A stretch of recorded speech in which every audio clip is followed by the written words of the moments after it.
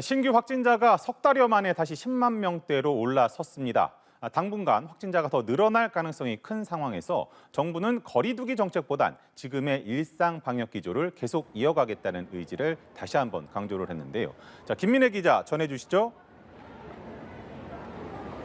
네, 어제 하루 새로 나온 확진자는 10만 285명입니다. 전주보다 2배가량 확진자가 늘어나는 더블링 현상이 이번 주 들어선 조금 누그러지긴 했지만 확산세는 계속 이어지고 있습니다. 확진자 수가 10만 명이 넘은 것은 지난 4월 20일 이후 처음입니다.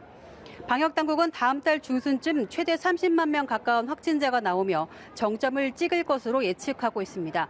확진자 수도 2, 3주 정도는 계속 늘 것으로 보고 있습니다. 확산세는 이어지지만 정부는 거리 두기 같은 정부 주도의 규제보다는 자율 방역에 기반해 이 유행의 고비를 넘기겠다는 방침을 오늘 또 한 번 강조했습니다. 변이의 특성이나 대응 역량 등 방역 여건이 달라졌고 전파력이 센 변이 유행에 거리 두기 실효성이 높지 않다면서 사회, 경제적 피해를 최소화하기 위해서도 일상 방역 기조를 이어가겠다는 건데요. 그러면서 고령층 등 고위험군 보호에 초점을 두고 맞춤형 방역에 집중한다는 계획입니다.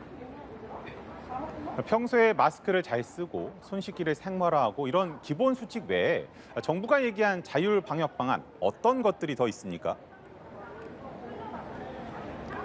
네, 기본적으로 마스크 잘 쓰기, 손 잘 씻기 모두 해당이 됩니다. 또 야외에서도 거리 두기가 안 될 정도로 인파가 많은 경우에는 더욱 철저히 마스크 써줄 것을 당부했습니다. 공무원들의 경우 불필요한 행사나 회식 등은 자제하도록 하고 기업에선 의심 증상이 있을 시 유급 휴가를 적극 부여하는 등 아프면 쉴 권리를 보장받을 수 있도록 권고한다는 방침입니다. 정부는 국민들이 스스로 참여하는 방식의 거리 두기가 이루어질 때 우리가 일상을 지속할 수 있다는 점을 적극 홍보하겠다고 했습니다. 관건은 이 일상 속 방역이 원활히 지켜질지인데요. 이동량만 해도 많이 늘어서 지난주 전국 이동량은 2억 5,380만 건으로 전주보다 3.4% 증가했고 코로나 발생 이전인 2019년 같은 기간과 비교해도 2.3% 정도밖에 줄지 않았습니다.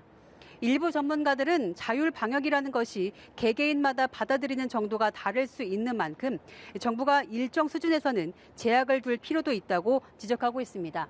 지금까지 서울 인사동에서 전해드렸습니다.